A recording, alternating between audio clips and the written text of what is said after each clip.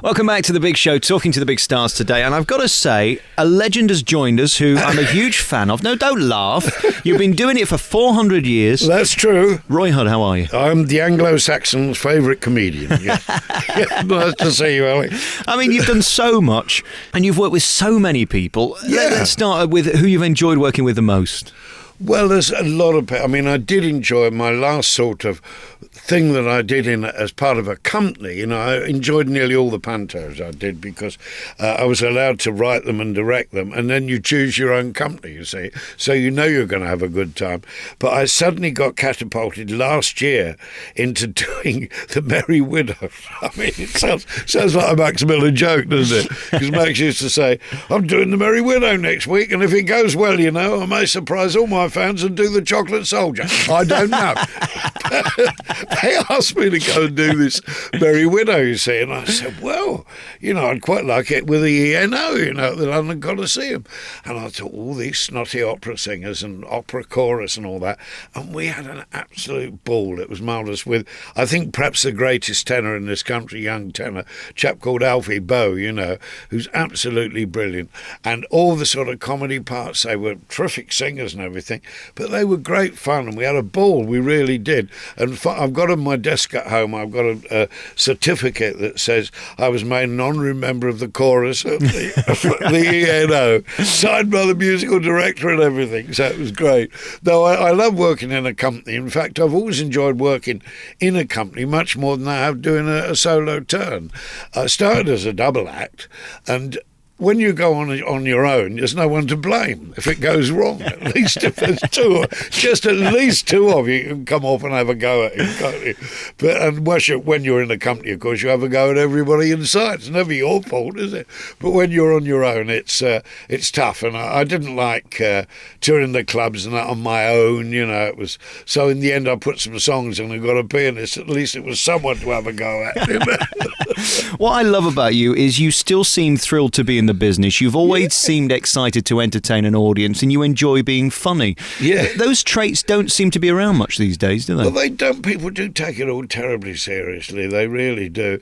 I mean, for 26 years I did on radio, I did the News Huddlines, which was a topical comedy show with Jim Whitfield and Chris Emmett, and that really did have a go at everybody. You know, now when you see comedy, a lot of the comedy today, they're having a go at people, but it's not very funny. Now, I only had one yardstick on the Huddlines. When new writers used to come along, I used to say, you can make all the points you like, and you can knock anybody. It makes no difference to me, but it must make people laugh. And it's going back to my hero of all time, you know, Charles Dickens, who said, if I can entertain, they'll listen to what I'm saying. Yep. But if I'm just giving them the boring facts, they're not going to, you know. And that's how I sort of thought about that. Today, so many of the comics, you know, they're more politicians than comics. And I think that's a shame. And still, when you talk to people, young people, old people, whatever, always they'll quote everyone from Laurel and Hardy to Tommy Cooper to Eric and Ernie, all the people who were just funny. We used to say terrible things about people we didn't approve of, but there was always, hopefully, a laugh at the end of it. And that is so important. You must always keep that sense of fun about it, because don't take it that seriously. It's all happened before and it'll all happen again. Why do you think comedians work so well on the radio? Because the two go hand in hand, don't they? They do. I mean, I loved working in radio because you can go off the point and, you know, we used to ad lib and busk around, particularly me and Chris, and it was marvellous because it's so easy to edit. You know, and if you hit the right button, the two of you, and Chris and I were very good together with the busking and the ad-libbing, and it was great. And June Whitfield was in control, you know, because she'd let us go, and when she thought the audience were getting bored, she'd say, yes, but more to the point, she'd say, and bring us back to the script. But I think radio is so easy to edit, funny enough. That's the great thing about radio. And, of course, the great thing about radio as well is they allow you to have an audience, you know, which is terrific, working at first of all, the Paris studio down here, and then the radio theatre, and it's like playing a proper show with an audience that's very close to you. And I mean, every comic worth their salt, they must have an audience. nuts, you know. I did the Coronation Street for a couple of years, playing the Undertaker, you know, and they said, would I stay, you see? And I said, well, I don't think I can't bear it without an audience. And they said, well, if you stay, you've got to, nothing else, you can't do anything else. I said, oh, no, I couldn't do that. I mean, I couldn't survive if I didn't get in front of an audience and got a bit of reaction. You're just a big old show-off, aren't you, really? Well, there's your answer. You've got it in one. I mean, I think the thing without an audience, you have to wait until it goes on telly, and then you go into the pub, and then they say, that was terrible last night, or that was good last night. But at least with an audience, you get an instant decision, you know, a laugh or a raspberry, you know, you've got to, but it's immediate. You must be quite annoyed with June Whitfield, and you must have fallen out I'm always with her. annoyed with June Whitfield. Well, she's competing with you now with an autobiography, isn't she, this year? Well, she did an autobiography a few years ago. This is a smashing book she's got out now, June, and it's all photographs. And if you like photographs, and, you know, so the Sun readers will be there for that one, because they don't have to make their lips move as they're reading, you know. So no, it's a terrific book, but mine is an autobiography. June did hers about 5 or 6 years ago, I think. You know, so it really is a joy of a book to look through. There aren't that many naturally funny women, are there? Was she always exceptional? I think she was, you know, I think she was.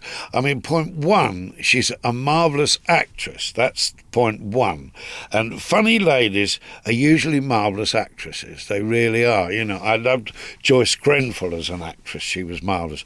June is terrific. And when she's played a few straight parts, you know, she's absolutely brilliant. But people won't let her do it because they know that when June walks on, people are going to start smiling. And you're halfway there. I mean, it was a triumph, wasn't it, her playing Jennifer Saunders' mum in Ab Fab? It really was. Well, we did that particular year when she was playing it. We got to the end of the year, and we're quite big buddies, June. She only lives just fairly near us. And we were comparing, and I said, do you realise that you and I, June, got the two biggest laughs on television that entire year? Now, one was June in Ab Fab when she put the condoms on the finger and said, you know, these washing up gloves are not like they used to be made, which was a woofer. And the other one was I did an episode of One Foot in the Grave, you know, written, of course, by David Rennick, who was one of our writers on Huddlines. And I was this huge bloke. They made me up, pad me up to about 40 stone. And I lived next door to what's his name, the old boy. So they had to look after me, and I sat in their house while my daughter, you know, went to the doctors or whatever it was. And I couldn't move. I was so huge, you know. And she said, now, don't worry, you'll be perfectly all right. And he said, toilet. And she said, oh, yes. She said, it's just, and they said, no, I've just been to the toilet. And it was, honestly, it was the two biggest laughs on television that year. And I said, June, we've cracked it. Roy, what are you? I'm confused. I mean, are you an entertainer, a comedian, an actor, a singer, a performer? What are you? Well, the thing is, I'm hopefully always in work. That's actually what I don't remember. Do you still worry about that even now? Oh, yeah, you always do, you know, because it's like people say to me, you know, when are you going to retire? I say, when they stop asking me, you know. And when they don't ask, you start getting very shaky. You really do. I mean, writing this autobiography was worthwhile me giving up work for 3 months. You know, because I said, I've written books before, but they're all sort of anecdotal books and little histories of various performers and stuff like that. You can do that in between entrances in a play, but you can't write, well, I couldn't write an autobiography like in that particular way. I had to sit down and really clear my brain and go back to the beginning, what I remembered. So it was worth doing. It was worth doing for 3 months, and it was an absolute labour of love. It really was, you know.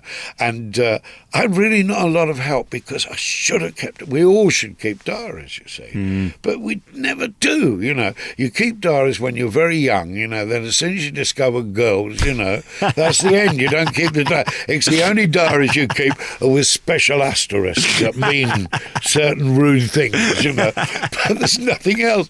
And the only thing I did keep, which was a good good record was I'd kept a copy of every contract I'd ever signed, and I'd just put them in a box in my office. So that was terrific, going through that, and you suddenly saw a name there, you know. Golly, I remember that, and it all sort of came flooding back to you. But I did I had some very early diaries, and my favourite diary entry in one of them, which is putting your priorities right, you know, and it said, today at Assembly, it was announced that King George VI had died in his sleep, full stop. I cleaned out my mice. That was the next line. So that's what you think of, don't you, when you're about 11 or 12. But I wish I'd kept a diary, and I think everyone should, if they can keep a diary. I mean, Simon Brett, who was, funny enough, radio producer, was our first guy who thought of the news Huddlines. And he's a great expert on diaries and all that. And some of the diaries he's discovered are marvellous, you know.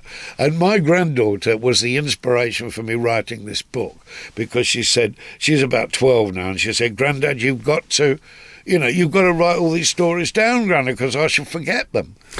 So that was good. No better reason, is there? So I said, OK, I'll do it. And then they offered me money, and I did it even quicker. Roy, Yeah. I've lost my piece of paper. What's the book called? It's called, what a good lad you are, it's called A Fart in a Calendar. And I'll tell you where it came from. It was my gran who brought me up, you see. And I can remember the first time I ever heard her use that word. And it was, she brought me up, and one of my aunties was down there and said, don't he ever sit still, Mum? And she said, no, he's like a fart in a calendar, she said. And so it became a running gag in the family, you see. And it was quite fun. I've got to tell you, it's quite funny. I did that breakfast television, you see. And we got there, and they put a blow-up behind me of the front cover of the book. And they'd airbrushed out the title. I kid you not. And they said, the bloke ran down, he said, don't let him say the title of the book. He said to the boy who was on the couch. Yeah. And the girl, Sian, there, she got on the phone and said, what are you talking about? It's ridiculous. Anyway, this boy said about halfway through the interview, he said, well, I've done my best to avoid you giving the title of the book, but you've mentioned it 4 times. I said, sorry, 5. A fart in a calendar. But it was so interesting, Alex, because they said, now, my other grand's favourite phrase was, when she saw a comedian who she really liked, and now don't forget, she took me just after the war, so the young comics coming up were the Frankie Howards and Max Bygraves and people like that, Peter Sellers and all this. So when one really made her laugh, she'd say, he's a silly you see. That was it. Now this guy on the breakfast television said, don't let him say can say he said, but not and then I did another one, Alan Titchmarsh show, and the director phoned down, he said, he can say but not I mean, I ask you, isn't it ludicrous? My granddaughter said, my missus said to her, they wouldn't let your dad give the title, or your granddad give the title of the book. And she said, why? She said, it's not a swear word, she said. It does make you laugh. I mean, they've gone over the top after this Jonathan Rossen thing and that. But I mean, him and the other fella did say rather worse things than that. Well, do you know what's going to be interesting is, of course, 17 people will have to listen to this interview before it goes out. Yeah. Whether they make me bleep it. Won't it be? That will be so good. I'm going to phone you and let you know. Please do, Alex. I'd love to know. I won't second guess it. You'd never guess. No. Because they could either let it go, or that whole last section that the listeners will be wondering, what did they say, could be bleeped. Well, it was lovely. I did, the other day, Woman's Hour. Oh, dear. And Jenny Murray, it's quite scary, really. But I quite like her because she's a face. She looks exactly like my missus, facially. She's a little bit bigger than my missus, but facially, she's got a lovely face. So I always loved talking to Jenny and that, and she made me give the title and everything, but I don't think they wanted her to. But she made me give it. And the funny thing is, we had the launch of it last night, the book, and a few friends came in, and a few old girls who've been fans for years, They said, we're not going in the shops, Roy, and saying I want to fart in a calendar. What's it all about? And I said, well, go in and just say I want his book, They wouldn't say it. Well done on that. You do win the award for best title of a book this year. Absolutely. Thank you. It is quite amazing the reaction it's got. that title, you know. It wasn't my idea because we were talking about the book and talking about my gran, who was the hero of my life and brought me up, and it was my missus's idea. She said, you ought to call it a partner calendar. I said, the old girls will never stand for that. She said, oh, but the kids would. Absolutely. It'll make them look at it, she said. I want to go through a few other things in our remaining moments and the comedians you've worked with. Firstly, are most comedians a bit odd? Yes, they are. I mean, I always think it's sad in a way. I mean, it hasn't really happened to me, I promise you. But they usually, whoever gives out these gifts, they give it with one hand and take it away with another, you know. They're either... and they're very funny, but then they're worried sexually about things, they drink, or they're onto drugs, or there's some terrible hang-ups in their lives, and whoever gives these gifts out, whether they give them with one hand and take them away with another, I do not know. I've known quite a few comics over the years, and most of them are not very happy people. They've always got a load of problems and, you know, a load of things in their nuts. But the ones I have met that were jolly were terrific, you know. And I tell you, was a marvellous company was Eric Morecambe. And he was just like he was on the box all the time, you know. Other comics are not like... Tommy Cooper was the same. You couldn't see a join. You could not see a join. And the great story of Cooper was, at one stage, just after he died, you'd talk to cab drivers and they always say, here, I had that Tommy Cooper in here, you know, or whatever. And all of them told the same gag. They said, as he got out with a tea bag, have a drink on me. You know? And the only one I got anything like that was I was playing Fagin in Oliver at the Albury Theatre, you know, and I'm in this cab, and there was one of those conversion tables stuck on the back, you know, where the driver is, where whatever was shown on the clock, you had to add some money to it, you see. And I never noticed that, and I was late. So I get to the Albury Theatre, and I give the geezer the money, and I thought about 50 pence tip or something. And then as I'm getting out, I saw the conversion table, and it was about £1 short, you know. But as I was getting out, he said, here, Roy. I said, what? He said, if you play Fagin as well in there, I'm coming in to see you tonight as you do in my cab. Yeah. So that was it. And the other one, I'm sure people have had it as well, but it was my favourite. That was a cab driver, and he said, just a minute. And it was when I was doing the radio. He said, I recognise that voice. God blimey, says Roy Hudd, isn't it? I said, yeah. He said, blimey, he said, Roy Hudd. He said, I can't believe it. He said, well, I'll get home and tell my missus. I said, oh, is she a fan? He said, she thinks you're rubbish. He said, fair enough. So I didn't give him a tip. The public never lie, though, do they? They're really honest. We were talking yesterday at the launch of the book. Barry Cryer came, you know, it's an old buddy. And he said, he's in a cab, and the cab driver said, here, while you're there, Baz, he said, sign us an autograph, will you? And he said, I said, certainly. He said, oh, you didn't think I was serious, did you? I'm only kidding, he said. It's all good, clean fun. Who was the one that impressed you the most then? The one that you were so thrilled to work with that you'll remember and take to your grave with you? Well, I think it's probably someone that a lot of people wouldn't know, but I did do about 15 pantos with a comedian called Jack Tripp, and Jack was the greatest dame, you know, and I discovered Jack. I was put into a show and he was there, and we hit it off like a dream. And we worked on all those pantos together. We worked out lots of routines, things. He was just fantastic to work with. Now, as a performer, the ones I admire most is when you're playing opposite them, be it an actor, be it a comic or anything, but you look into their eyes and you see the truth when you're playing. Sue Nichols, who I played opposite with in The Street, exactly that. When you looked into her eyes, you got the truth. Makes you better. Now, Jack was a dancer, comedian, and the best dame in the country. And when you were playing scenes with him, in a pantomime, you'd look into his eyes and you'd see the truth. And I used to believe he was my mother. You know, really, it is amazing, you know. And he'd been the mother to Frank Bruno and all sorts of people. You know? But I think Jack was the most person who impressed me most because we devised lots of comedy. And when we were working on stage and a laugh happened, he would say something. That would extend it, and I would say something. And before you knew where you were, the other chap, of course, who was huge, I was a huge fan of and died far, far too young, was Billy Dainty, you know, the eccentric dancer. And Billy and I wrote a show about two old songwriters called Weston and Lee. And Billy and I played Weston and Lee, and we used to. These guys were the guys who wrote "Goodbye," "When Father Papered the Part," you name it. Every musical song they wrote, practically every song. You know, "What a Lovely War," you know, all those shit. But they wrote it as contemporaries when the First World War was on, you know. But Billy was just tremendous, and we did a thing. I found a record in the BBC libraries here that these two guys, Weston and Lee, had written.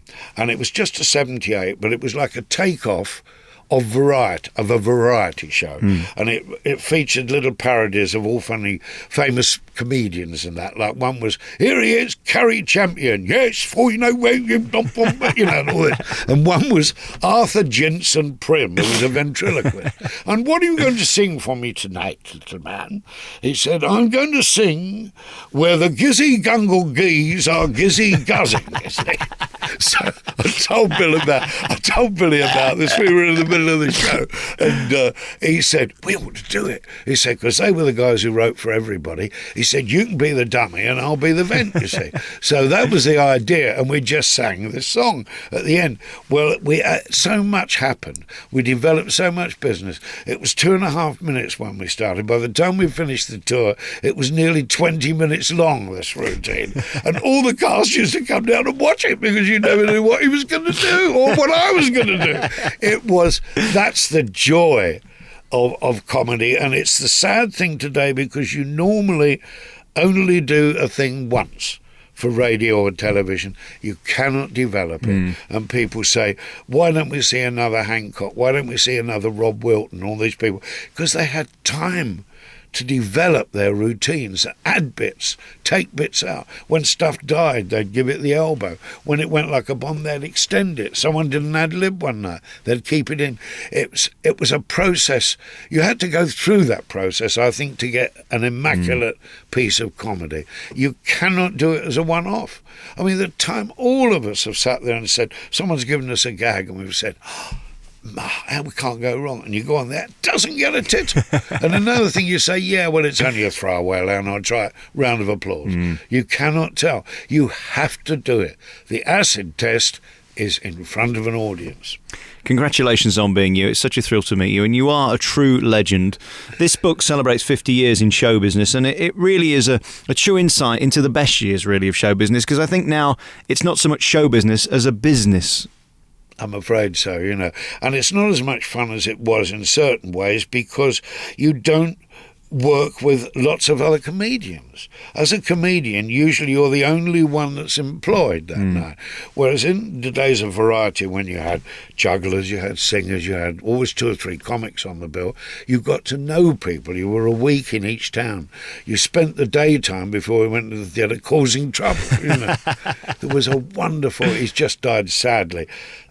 I think probably, apart from Arthur Worsley, the best ventriloquist I've ever seen. It was a man called Neville King. I don't know if you ever saw Neville, but he used to have a terrible old granddad that was in a terrible state, and he used to get upset with the audience, and he was so offbeat. Neville, and he really could throw his voice. I mean, it was great to go out with him on a bus. It really was, because there were dogs barking, there were sheep at the other end of the bus. He did all these things, but he did. I always remember the last time I saw Neville, and he used to do a routine, and all his dummies were ugly, terribly ugly, and he had a cat that had a bit of touch of mange and all this, you know, horrible face and everything, and he had a big tea chest on stage, and he threw this cat, because it annoyed him, into this tea chest, and how they worked it, but loads of feathers came out of this tea chest and all this, and he reached inside, got out a bald, you know, pigeon, threw it back in, then he reached in and got a snake, got a great big snake out, and it was moving and making noises and everything, and he beat it to death on the stage, the snake, and in the middle of beating it to death, he looked at the audience and said, "You won't forget me for your children's party." I thought, He's a genius, this bloke. He is a genius. But they were the great things of Variety. You used to see people like that in Variety. Now, you see, we were talking about, about farting a colander and silly bugger. Now, you'd never get away with that on television, beating a snake to death and saying... You'd have the RSPCA on the phone. That's right. You see, and it is so daft, really. Very finally, before we go, Roy, what do you want people to say about you after you're gone? Because you've given so many comments about other comedians. Yeah. What do you hope they say about you? Well, I think I just hope they say he was a jolly sort of chap, and he did provide a lot of laughs for people. I mean, it is the greatest kudos you can have is to be allowed that, to try and make people laugh, And I know that I've made people laugh over the years because I've got letters to prove it, mostly from the wife. But I would just like people to say, he did make me laugh. That's all you want, They're not going to make one of those dreadful documentaries about you in about 10 years' time and come out with all your seedy past, are they? No, there isn't much of it, sad to say, I mean, I wrote into a thing the other day and I said... Sadly, not in this book, sadly, not very much sex. I said, hardly any scandal, no drugs, but hopefully a lot of laughs. What a great legacy that is. It's in your stores now. It's called A Fart in a Colander, or as our editors may make it, A Bleep in a Bleep. Well, calendar's all right. I don't know. Roy Hudd is a big star, and thank you so much for talking to me. It's a true honour and a pleasure. And the new book, which we can't mention, is out now. Thank you. Thanks a lot. A bleep in a bleep. Calendar, it's terribly rude.